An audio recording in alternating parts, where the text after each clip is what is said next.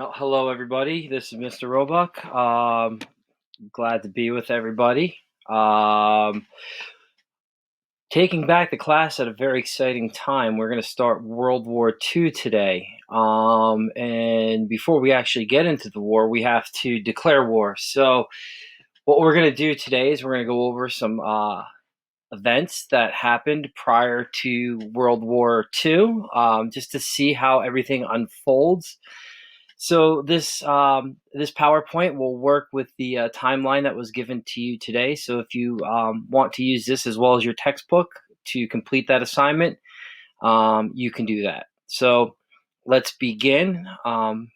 Here we go. All right. So we went over last week the rise of dictators, and we focused on Germany, Italy, and the Soviet Union. And we mentioned some other leaders too, like Francisco Franco of Spain. And a lot of the rise of these totalitarian dictators was because of a failure of post World War One peace. You had a lot of countries, especially Germany, had lost a tremendous amount of money due to the fact that they had to pay reparations. And once the Great Depression hit in 1929, many of these countries began to look for alternative leadership um, to solve their problems. We had fascism, which actually started very early in Italy after the war in 1921, and later on in Germany and Spain. Then we also saw the rise of Stalin, Stalinist type communism in the Soviet Union. And again, a lot of this was due to the fact that you had a lot of different types of situations that led to failures, especially when the Great Depression hit. These countries began to blame democracy, and we're going to see democracy actually become a very weak institution in the 1930s in Europe because of the Great Depression and the strength that these totalitarian dictators get. So, what we're going to do is we're going to just talk about Japan first. I know we haven't really mentioned Japan yet, but they play a major part in World War II, so we have to kind of mention them as we move on. So, what happens? All right. Well, Japan becomes a dominant country in Asia after World War One. You're going to hear me use the term militaristic or militarism a couple times when we talk about Japan. So their government becomes very driven off of expansion, becoming an imperial power, looking for resources for their country. And one of the reasons they have to do this is because Japan is small. They're relatively the size of the state of California, and if you can imagine that in all of Asia, even though California is such a large state, it's relatively small compared to China and the rest of Asia. So Japan was lacking in resources, so they would have to expand into these territories in order to, should we say, solidify or make themselves stronger as a nation. So really, the only way for them to do that was to look towards the west, towards China, and set their sights on the resources that China had. So this all takes shape in 1931 when Japan is going to invade this northern province right here of China called Manchuria.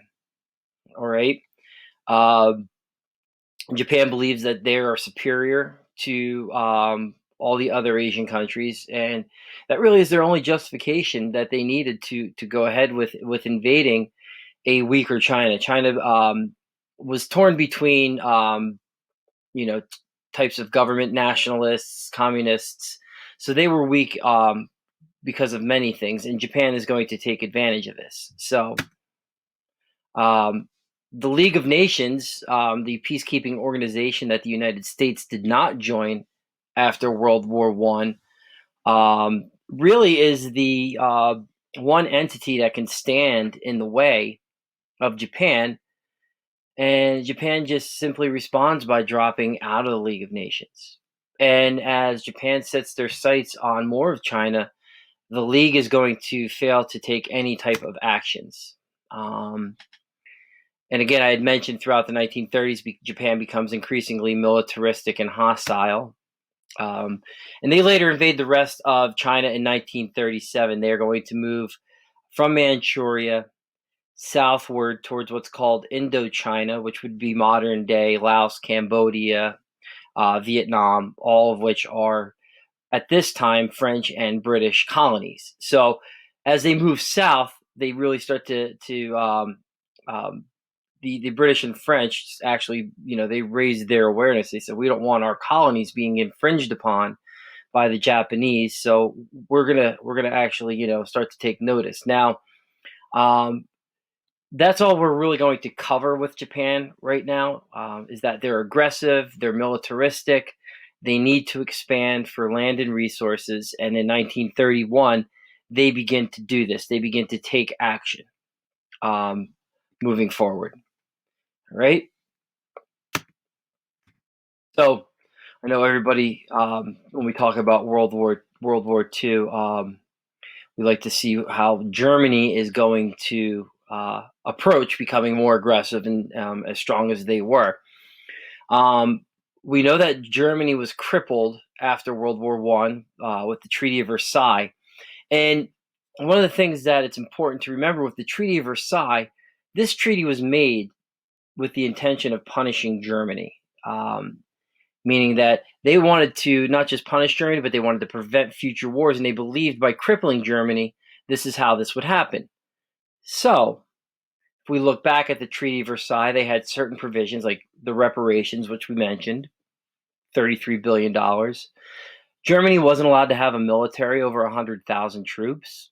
They weren't allowed to have an air force. They weren't allowed to have a navy. And they had to really remain pretty, um, pretty thin, spread pretty thin, with just enough military to defend their country. That's what the treaty left them. They left them with 100,000 troops to be able to defend their country. Plus, they weren't allowed to go into foreign lands, and that's kind of more obvious. But we'll take a look at what Hitler does. All right, 1933, when Hitler was Chancellor of Germany. This is really kind of before he becomes the Fuhrer. After President Paul von Hindenburg dies 2 years later, Hitler names himself, the ultimate leader, the Fuhrer of Germany. But he is successful in pulling Germany away from the League of Nations. Basically, it's a big statement saying that, we aren't going to follow this peacekeeping organization when we decide to go and do our own thing. All right. 1935, Hitler is going to begin his military buildup. He begins to kind of poke the League of Nations just to see how they're going to respond. And one of these pokes was just simply putting more men, passing conscription laws, and rearming Germany. He goes from 100,000 troops to 550,000 in 1935, and then by 1936, there are millions in the Third Reich and in the German army by 1936. He also is able to pull Germany successfully out of the Depression by making weapons. All right. He puts the people to work in factories. If you remember, fascists are allowed to have private property, not like the communists. So you have factory owners that are told to make weapons, but it's good for their economy. And while the United States was still making refrigerators and consumer goods and trying to pull out of the Great Depression, Germany is very successful in doing this. They're making weapons. One word that I put there, Luftwaffe. All right, that is the German Air Force. Up here, various types of superior types of planes that Germany has. And again, the League of Nations does nothing when Hitler does this. And by 1936, Hitler's able to build a more modern and stronger military than any other European nation. So again, this is a slow process. We're kind of consolidating how this happens. But again, he begins to just kind of see what the rest of the countries, Great Britain, France, are going to do, who are the stronger members of the League of Nations, when he begins to defy the Treaty of Versailles. Mussolini, on the other hand, he had been rearming Italy since the 1920s. He created a corporate state back around 1925. So Italy was able to pull out of the Depression much earlier than other European countries, even kind of before the Depression, Great Depression, takes place. Mussolini was always resentful in the fact that Italy had lost a war back in the late 1800s to Ethiopia. So now that Italy is stronger and other countries are becoming increasingly weaker, Mussolini is going to decide to invade Ethiopia in October of 1935. And this was not a nice, happy invasion. Mussolini used chemical weapons, did horrible, horrible things. You can imagine, you think of fascists and how they operate. He definitely is indicative of that fascist type expansion. Now, when he invades Ethiopia, the Ethiopian king, Haile Selassie, is going to go to the League of Nations and plead for help. And he says, you're supposed to protect countries like me against these larger countries, more powerful countries, these aggressive countries, and the League does nothing. And King Selassie says, what answer do I bring back to my people? Meaning, you're our last line of defense to the League of Nations. If you can't do anything, then all is lost. And this really, there's a couple turning points in history. The League of Nations does nothing once again, proving that these aggressive countries are going to be able to kind of run amok throughout the world. Mussolini continues to invade North Africa after this, Liberia, into Egypt. Now, I'll make quick mention of the United States and what's going on because, we were such a pivotal player in World War I. Once we joined World War I, we brought weapons, we brought supplies, fresh troops, pretty much changed the morale of the war in favor of the Allies. So everybody's kind of paying attention to what the United States is doing. And we're in the midst of a Great Depression. And since we're a democracy and we tried to lead the world in the example of being a free country, a democracy, rearmament wasn't in the cards for us. To put people back to work during the Great Depression, rearmament means that you have to prepare for war. The United States was not preparing for any type of war. In fact, we fell back into being what we call isolationists after World War I. So we make this commitment to stay neutral. And our president at the time, Franklin Delano Roosevelt, he was trying something called a New Deal to try to pull the United States out of the Great Depression. So we were trying to really set the example for democracy, showing that it could be successful, but we also didn't want to get involved in anybody else's hostilities. So we saw certain things happening. We saw Hitler rising to power. We saw Italy's aggression in Africa. We saw the Japanese aggression in Asia.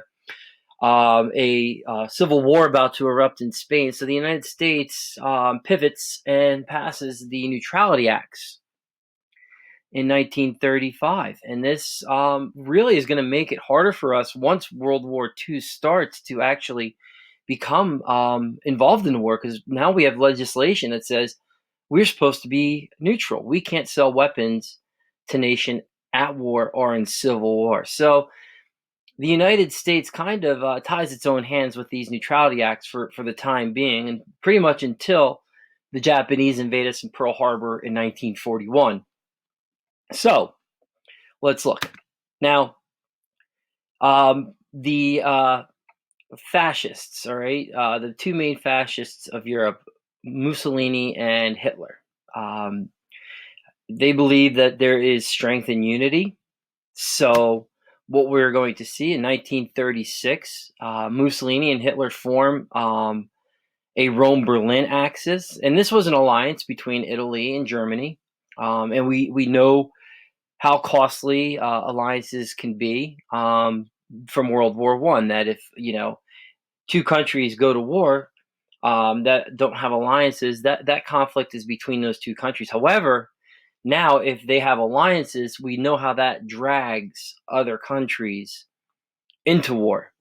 So basically, the Rome-Berlin axis stated that if one country messes with Germany, then Italy will get involved. If a country messes with Italy, Germany will become involved.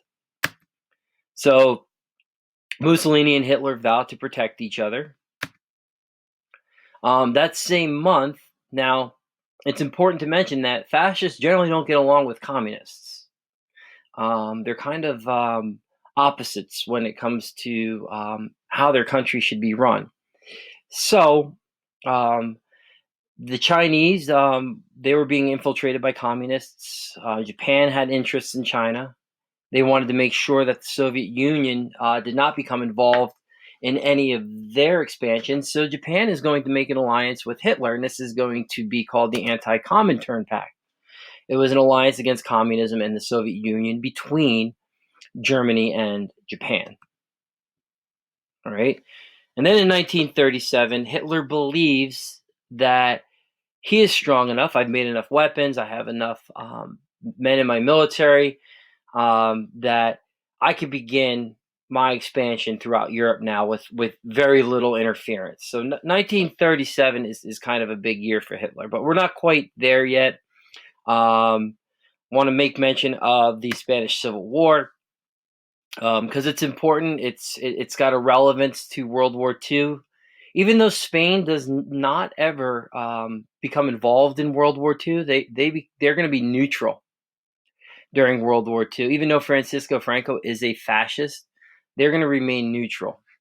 So in 1936, Francisco Franco stages a coup against the Spanish Republic, a sudden takeover. His goal was to create a fascist state in Spain.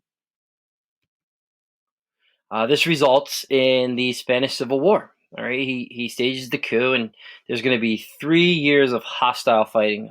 Millions of people die in Spain as a result of this war. Now, like I'd mentioned before, fascists and communists don't generally get along, and that's going to be a major part of World War II when the Soviet Union and Germany declare war against one another. So what we're going to see is Stalin is going to actually provide arms, provide weapons to the Spanish Republic. I know Mr. G went over 5-year plans and heavy industry with the Soviet Union, and they actually become a very strong industrial power under Stalin. So he kind of wants to lend these weapons to see kind of how they're going to play out. And Mussolini and Hitler are going to do the same thing. They're going to support the fascists led by Franco. So this, in turn, is kind of a prelude to World War II because you have the idea of fascists fighting communists and so on and so forth. Now, Franco wins this war, but again, it's a kind of a testing ground. There's a bigger agenda here for Mussolini, Hitler, and Stalin. The agenda being that they want to kind of have a testing ground to see how their industries, how their weapons are going to play out. And in this case, by 1939, it benefits Franco because the fascists are successful at overtaking the Spanish Republic or defeating the Spanish Republic. Right, so let's go through these. Right, we're going to really kind of put our focus on Hitler's aggression because he's going to really set the stage in Europe. It's going to be the catalyst of war actually being declared. So let's take a look and see how this happens. Now, Hitler is going to, 1936, he's going to take a majority of his army and he's going to place them here on the French and German border in an area called the Rhineland. All right, now the Rhineland was German, but it was a demilitarized zone, meaning that nobody could put military troops there. So again, like I said, Hitler is going to per se kind of poke the bear and see what happens, and he puts troops into the Rhineland, and just as he suspected, nothing happened. All right. As a matter of fact, the democracies of Europe said, "Hey, you know what? Even though the Treaty of Versailles said that Hitler wasn't allowed to have troops in the Rhineland, it's his backyard. So it's part of Germany. Let bygones be bygones. We're going to let him um, put troops there." Now, you decide and you figure out what Hitler was preparing for you. You know, this is the first um, military expansion that we're going to see from Hitler in 1936. Right, Mussolini already went into Ethiopia, 1935. Hitler is going to focus more and see what he could do in Europe. So again, the democracies react. They say it's his backyard. Now, we all know Hitler is not from Germany, and whether or not this bothered him, you know, goes unsaid, but he's Austrian.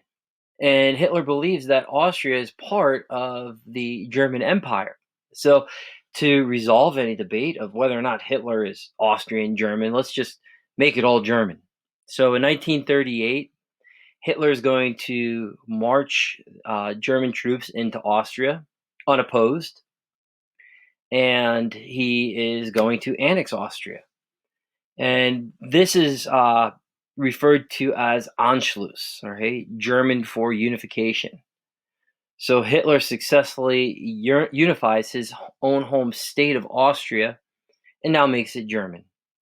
Kind of solidifies him as a German leader, the Third Reich, the Third Great German Empire. Um, Nobody would say, "Hey, you know, you're a great empire."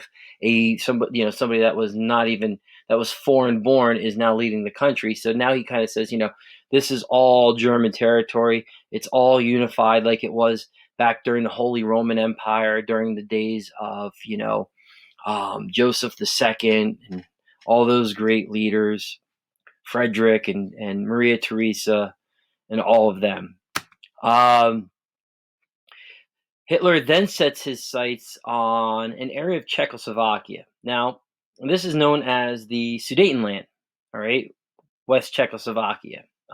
Hitler believes that there's German-speaking people there, and he knows that if he has caught the attention of the democracies of Europe, especially France and Great Britain, if he's military hostile, war might declare, and Hitler doesn't think he's prepared yet to be able to fight a war of the magnitude of World War One. So he tries to be diplomatic here. He sets the stage by inviting Daladier, the president of France, and Prime Minister Neville Chamberlain of Great Britain to Munich, Germany.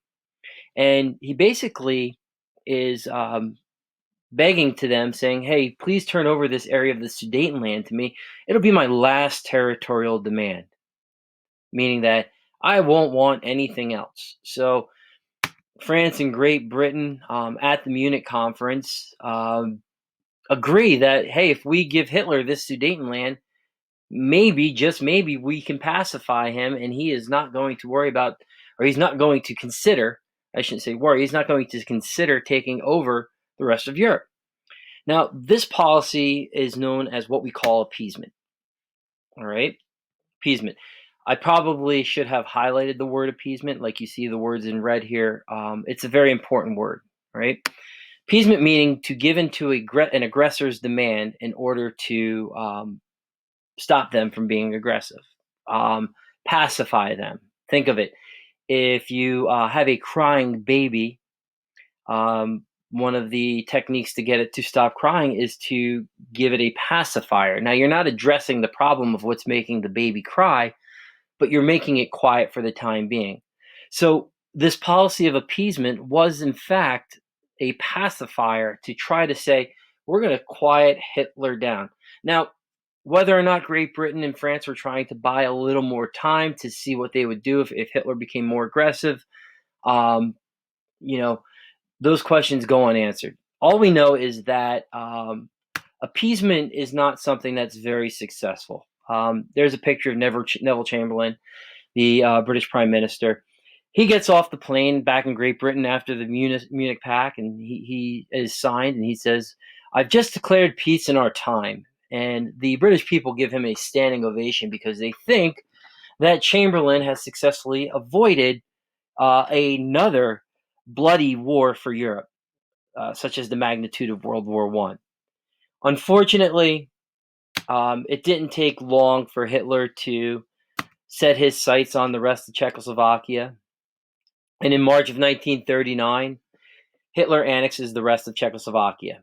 Um, Great Britain does warn Germany that another attack will provoke war, meaning, all right, so you've taken the rest of Czechoslovakia, you completely ignored that Munich Pact that we just signed.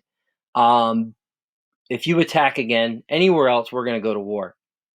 Now, also, Hitler begins to move closer towards the Soviet Union and starts to kind of raise their awareness as well. So Hitler is going to have a problem that Germany faced during World War One after he takes Czechoslovakia, and that problem is fighting a two-front war. So if Hitler continues to be aggressive, he's going to have to go to war with Great Britain. And then as he moves east, by maybe taking a country in the east like Poland, then he's going to have to go to war. He's going to have to worry about a two-front war like Germany did during World War One. And we know how that turned out. So Hitler is going to be diplomatic once more. We see Hitler, we think of Hitler a lot. We think of the Holocaust, which we will, obviously address next week. But we think of Hitler as somebody that is this crazy militaristic expansionist, but he also was very diplomatic. We saw it at the Munich conference. We see it again here. August 23rd, 1939, Hitler is going to kind of shock the world because remember, communists and fascists don't get along. Joseph Stalin is a communist, Hitler is a fascist. Hitler signed something called the Nazi-Soviet Non-Aggression Pact with Joseph Stalin. This allows Hitler to make an agreement with the Soviet Union that will avoid a two-front war if and when, because we know that he does, if and when he decides to attack Poland. So the two major agreements of the Soviet Non-Aggression Pact was, Nazi-Soviet Non-Aggression Pact was Germany and Russia will not attack each other in the upcoming war, and that once Hitler successfully defeats Poland, that they will divide Poland, meaning they being the Soviet Union and Germany. So Hitler avoids a two-front war, securing no aggression with the Soviet Union. Now, this peace is just like the policy of appeasement is probably not going to last too long. But this is going to buy Hitler time now that, when he invades Poland, to focus on those countries that declare war on him, which would be Great Britain and France. He doesn't have to worry now about the Soviet Union. He's secured peace in the East and has avoided a two-front war. So let's get into the start here. So we are going to see, feeling that he has avoided two-front war, Hitler is going to use his awesome military. And when I say it was awesome, He had his Luftwaffe, his Air Force. He had these Junker bombers.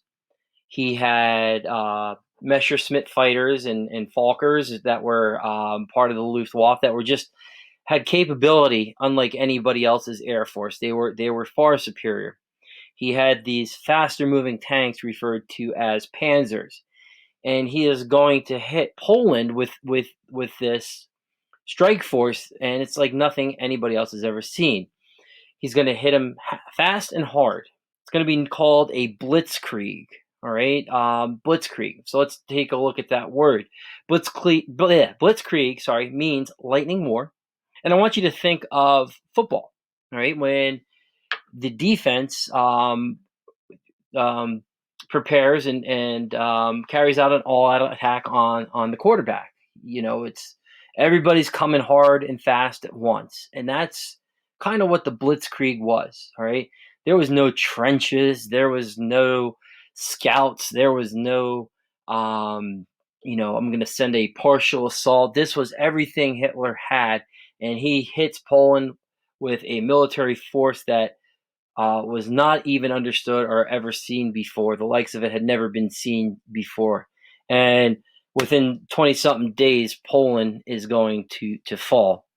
Now, September 3rd, Great Britain and France declare war on Germany.